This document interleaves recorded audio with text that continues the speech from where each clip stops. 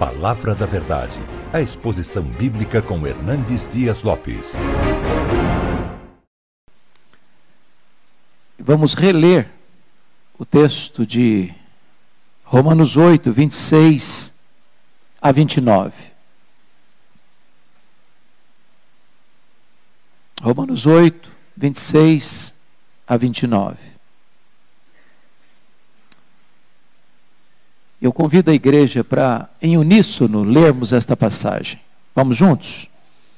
Também o Espírito, semelhantemente, nos assiste em nossa fraqueza, porque não sabemos orar como convém.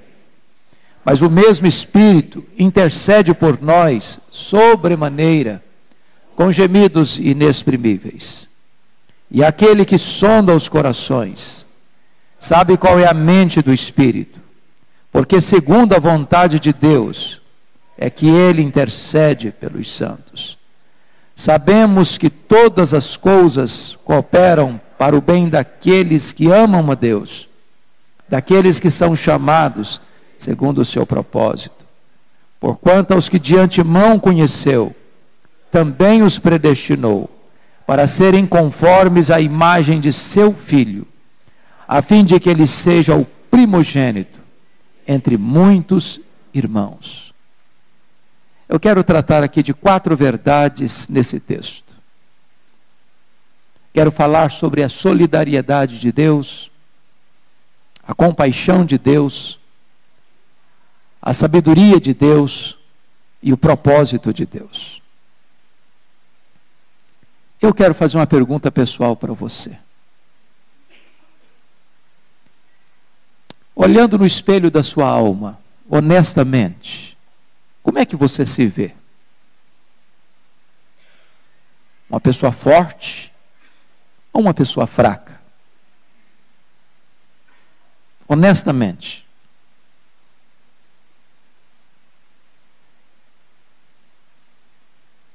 Se você pudesse olhar do ponto de vista físico, você se considera uma pessoa forte, invulnerável ou frágil? No aspecto emocional, você se considera um carvalho?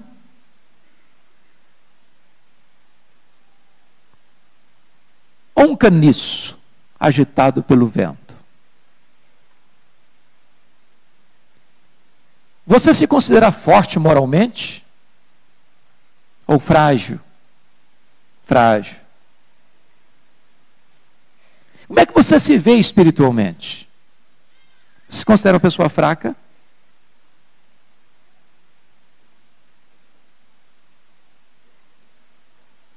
Penso eu, se nós fizermos essa análise honesta, todos nós vamos dizer, eu sou fraco.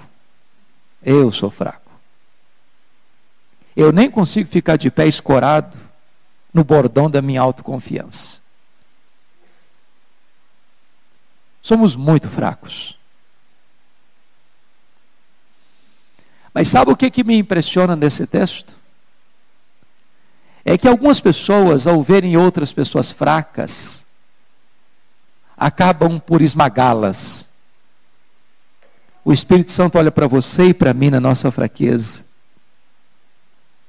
e Ele nos assiste. O Espírito Santo sabe que você e eu somos vulneráveis, muito frágeis. A Bíblia diz que Deus conhece a nossa estrutura e sabe que nós somos pó. Pó.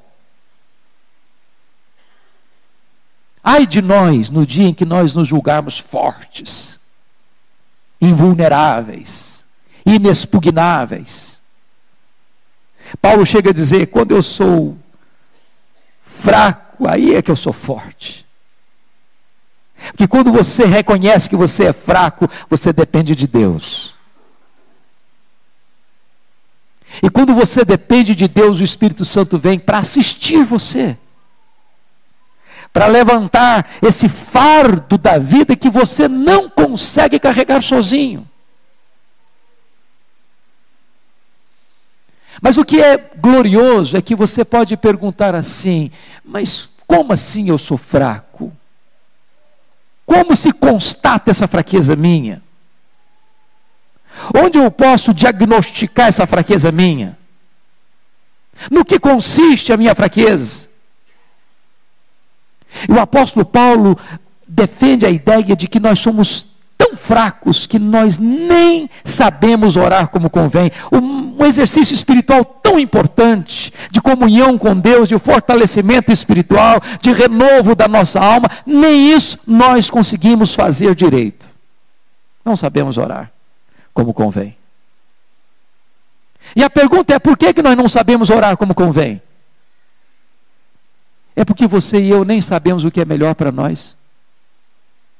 Quantas vezes você já pediu para Deus algo, achando que você estava pedindo aquilo que era mais importante para a sua vida, e Deus não concedeu para você? Deus não atendeu o seu pedido. Deus disse um não para você. E naquele não de Deus estava a misericórdia dele, estava o cuidado dele, estava o livramento dele. Porque você pediu para Deus uma pedra, pensando que estava pedindo um pão. Deus nos assiste em nossa fraqueza. Porque na hora que nós desejamos algo para a nossa vida, pensando que estamos pedindo aquilo que é mais importante para a nossa história, que nós não conseguiríamos viver sem aquilo que pedimos, Deus disse: não, eu não vou lhe dar, porque o que você está pedindo não faz sentido, não é o melhor para a sua vida, e eu quero alinhar o seu coração com a minha vontade e não com o seu desejo.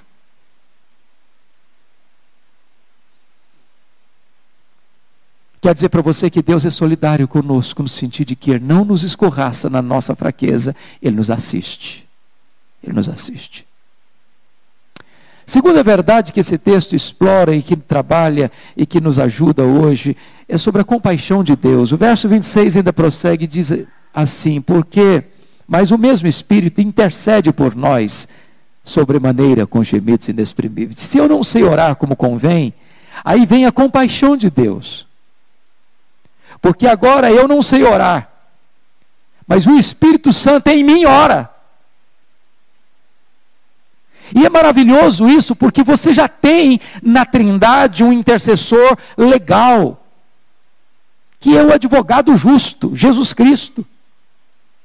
A Bíblia diz que o diabo é acusador dos nossos irmãos, e todas as vezes que o diabo acusa você diante do trono de Deus, o advogado justo, Jesus Cristo, se levanta e diz: Pai, esse pecado de que ele ou ela estão sendo acusados diante do teu trono, eu já morri por esse pecado, eu já paguei por esse pecado, eu já paguei por essa transgressão, eu morri no lugar dele, ele não deve mais nada aqui, ele está aqui com a tua lei, ele está aqui com a tua justiça. Não há mais condenação sobre ele. É por isso que a Bíblia pergunta assim: quem tentará acusação contra os eleitos de Deus? É Deus quem os justifica. Quem os condenará? É Cristo Jesus quem morreu, o anjo quem ressuscitou, o qual está à destra de Deus e também intercede por nós.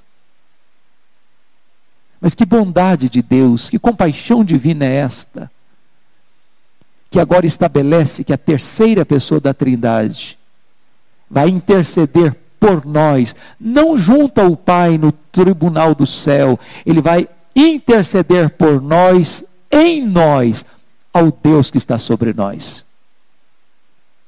Já pensou nisso? Que Deus habita em você? E que Ele, habitando em você, intercede por você, ao Deus que está sobre você? Já imaginaram isso? Que o nosso corpo tão frágil é o lugar onde cantamos agora há pouco, a sala do trono, o Santo dos Santos. Sabia que o seu corpo é o Santo dos Santos? Onde a Shekinah de Deus se apresenta? Onde a glória de Deus se manifesta? Onde o Espírito Santo habita? A casa e a morada onde Deus tem prazer em habitar? E dentro desta casa, e dentro desta morada, dentro de você, o Espírito Santo, que é Deus, intercede por você. De que maneira? De que forma? Em primeiro lugar, Ele intercede com muita intensidade. Ele intercede por você sobremaneira. Já percebeu que às vezes nós oramos, mas não oramos? Pastor Erivaldo tem ido à Coreia mais do que eu, fui lá uma vez só. Ele já foi algumas vezes. E eu gosto de ver o povo coreano orando, pelo menos lá, não sei se aqui eles oram do jeito não, mas eles oram com o corpo inteiro, como se tivesse uma luta. Às vezes a gente ora, mas a gente não põe a nossa mente, o nosso corpo, as nossas emoções, a nossa vontade na oração. Se a gente pudesse visualizar o Espírito Santo corporeamente, ele estaria orando assim com toda a sua força, com toda a sua energia, com toda a sua capacidade, com toda a sua veemência. Ele intercede por nós sobremaneira.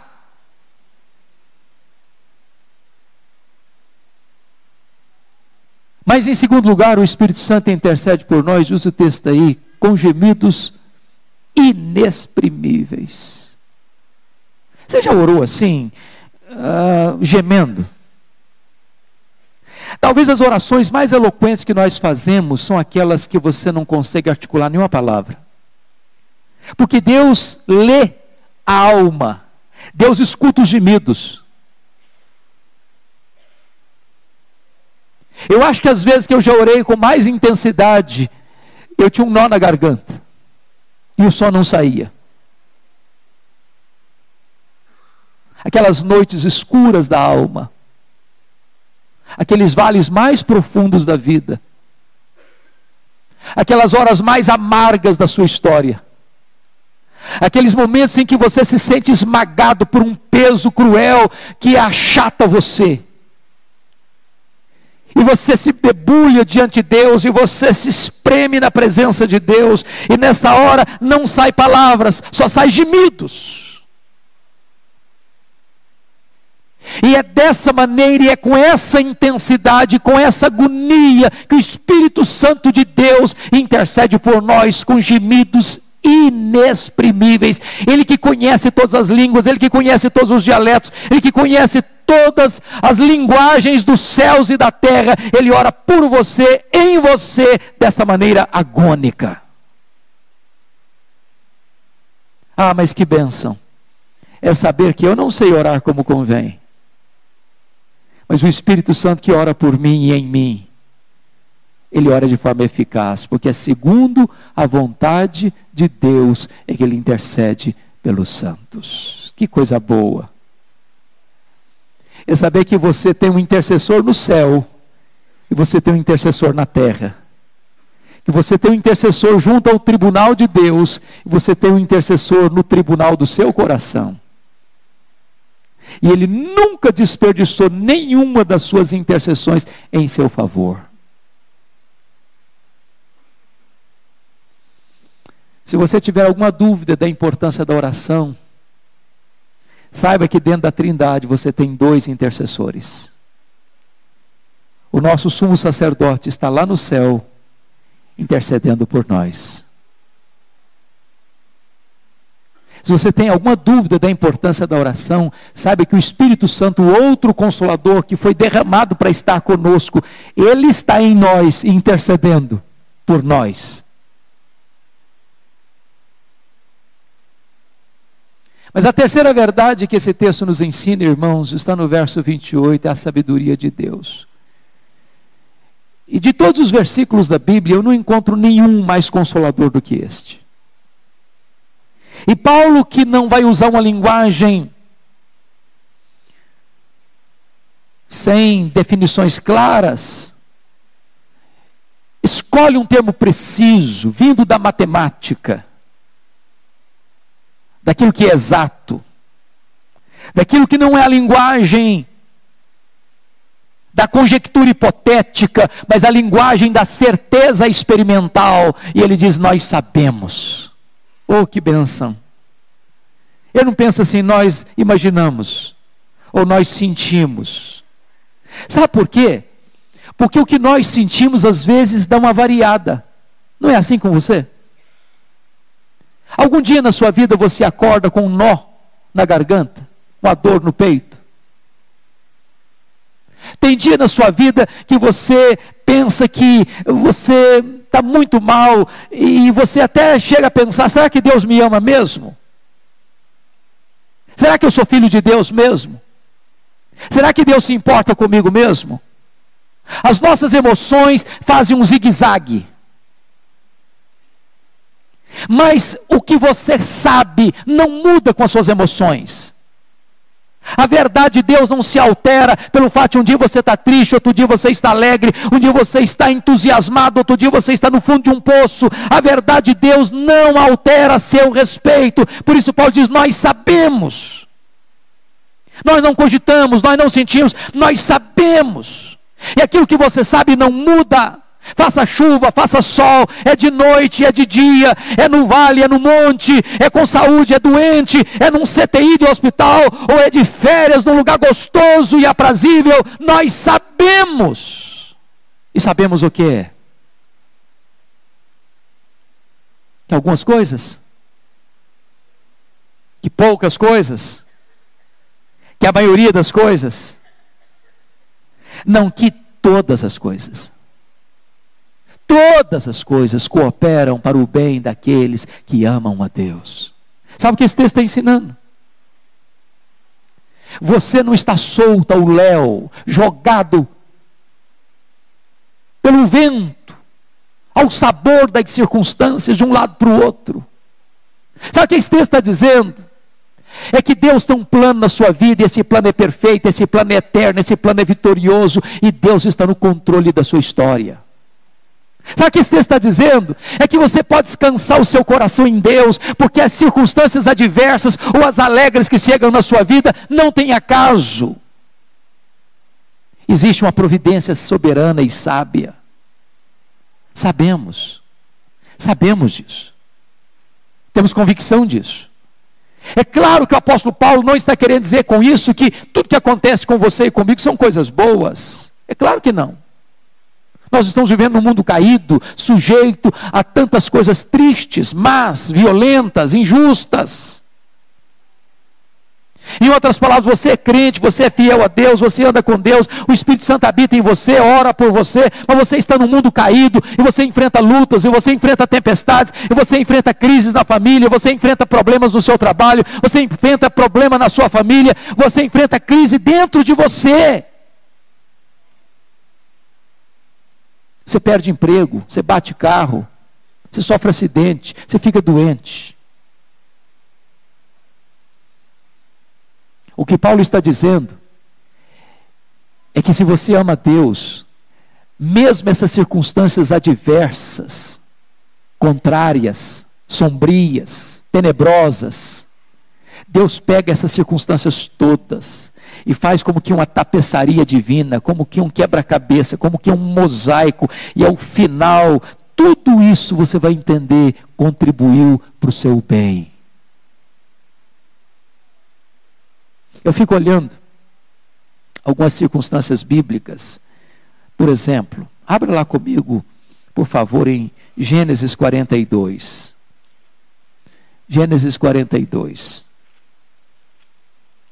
Jacó está fazendo uma séria reclamação, quando ele tem que mandar para o Egito o seu filho Benjamim. Simeão já tinha ficado lá, porque o governador do Egito disse o seguinte: se não vier o caçula, o irmão de vocês caçula, vocês não vão ter mais pão, vocês não vão ter mais mantimento. Era um tempo de fome. E quando acabou o alimento e tiveram que voltar para o Egito para comprar trigo, e o Benjamim precisou ir com eles, olha o que ele vai dizer. Então lhes disse Jacó, verso 36, então lhes disse Jacó seu pai: tens-me privado de filhos, José já não existe, Simeão não está aqui, is levar Benjamim, todas essas coisas me sobrevêm. Ele está olhando para esse cenário e lamentando, e murmurando, e reclamando da providência carrancuda. E ele nem sabia, essas alturas, que por trás de toda essa providência carrancuda havia uma face sorridente, havia um plano maravilhoso, havia uma providência gloriosa para que a família dele fosse exaltada, para que o filho dele, que pensava ele estava morto, fosse o governador do Egito, para ser o salvador do mundo, numa linguagem bíblica. Talvez aquilo que hoje você lamenta como a maior dor da sua alma, como o maior problema da sua família, amanhã isso vai ser a grande alegria da sua alma e o motivo do seu maior louvor a Deus. Sabemos que todas as coisas cooperam para o bem daqueles que amam a Deus. Pela nossa limitação, o nosso campo de visão é muito estreito, muito limitado, muito curto. Nós só enxergamos um palmo na frente do nosso nariz, mas Deus enxerga na curva, Deus vê no escuro, Deus vê o amanhã, e Ele está trabalhando não contra nós, mas a nosso favor, e Ele está trabalhando para o nosso bem, para o nosso bem. Sabemos disso, sabemos disso. É claro que hoje, quando você olha para um momento difícil na sua casa, é claro que hoje, quando você olha para um momento difícil na sua família, é claro que hoje, quando você vê um filho passando por uma luta, ou você vê um problema no casamento, ou você vê um problema financeiro, ou você vê uma circunstância adversa que vem de roldão em cima de você, você chora, você lamenta, você murmura. Mas às vezes nós estamos olhando para esse cenário pelo avesso. Deus está olhando lá na frente. Diz: meu filho, eu estou no controle. Eu não perdi o controle. Eu sei o que estou fazendo. Eu não estou trabalhando contra você, eu estou trabalhando por você. Nós sabemos disso. Nós sabemos disso. E eu quero concluir dizendo que depois que nós trabalhamos a questão da solidariedade, da compaixão e da sabedoria, tem um propósito. Tem um propósito. Todas as coisas cooperam para o bem. E a pergunta é: que bem? Que bem é esse? Qual o grande projeto de Deus na sua vida? Eu, quando olho para as livrarias, eu vejo que muita gente pensa que o grande projeto da vida é ganhar dinheiro. Ganhar dinheiro não é errado, não. Nem é pecado. E nós deveríamos ter sonhos, nós deveríamos ter alvos, nós deveríamos ter projetos de avançar, de melhorar. Mas eu quero dizer para você que o grande projeto de Deus na sua vida não é você ganhar dinheiro e ser rico. Qual o projeto de Deus na sua vida? Ser uma pessoa de sucesso? Não tem nada de errado em ser uma pessoa de sucesso. Se Deus conduzir você para isso, nenhum problema. Se você honrar a Deus nessa posição, nenhum problema. Mas eu quero dizer para você que o grande projeto de Deus na sua vida não é fazer de você uma pessoa de sucesso. O versículo 29 estabelece o propósito. Aliás, Deus já predestinou você para isso. E a predestinação de Deus não foi um plano B, porque o plano A fracassou. A predestinação de Deus não foi no curso da história. A predestinação de Deus foi lá na eternidade, antes da fundação do mundo, antes que você existisse. Deus já conhecia você, Deus já amava você, Deus já havia predestinado você para um propósito. Que propósito é esse? Você ser uma pessoa parecida com Jesus. Deus nos predestinou para sermos conformes à imagem do seu Filho. Então é hora de você fazer uma pergunta para a sua própria alma. O que eu sou? O que eu penso? O que eu falo? O que eu faço? Como eu ajo? Como eu reajo? Eu resplandeço na minha vida o caráter de Jesus? Será que as pessoas podem ver Jesus em mim? Será que Jesus está sendo formado em mim? Eu quero dizer para você que ser cheio do Espírito Santo é exatamente ser uma pessoa parecida com Jesus. A grande marca de uma pessoa cheia do Espírito Santo é que ela está cheia de Jesus, parecida com Jesus, tem o caráter de Jesus. Se você ainda não tinha descoberto o propósito da sua vida, por que você veio ao mundo? Para que você existe? Saiba disso. Deus tem esse propósito na sua vida estabelecido lá na eternidade. Ele quer que você seja parecido com Jesus. Ele predestinou você para isso. Esse é o grande propósito da sua vida. As outras coisas, ser rico, ser famoso, ter sucesso, até ter saúde, vem a reboque. Mas o grande projeto de Deus é você ser parecido com Jesus. Muito mais do que levar você para a glória, Deus quer transformar você à imagem do Rei da glória.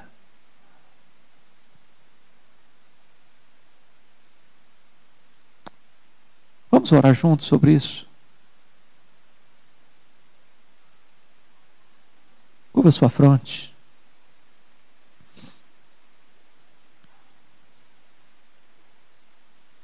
Você e eu somos fracos, mas o Espírito nos assiste. Você e eu não sabemos orar, mas o Espírito ora por nós. Você e eu, tantas vezes, não sabemos fazer escolhas boas, mas sabemos que todas as coisas cooperam para o nosso bem. Você e eu temos projetos de vida, mas o projeto de Deus é que você seja parecido com Jesus. E é o Espírito Santo quem nos capacita a isso. Ó Deus bendito, Deus de toda graça, aqui está o teu povo.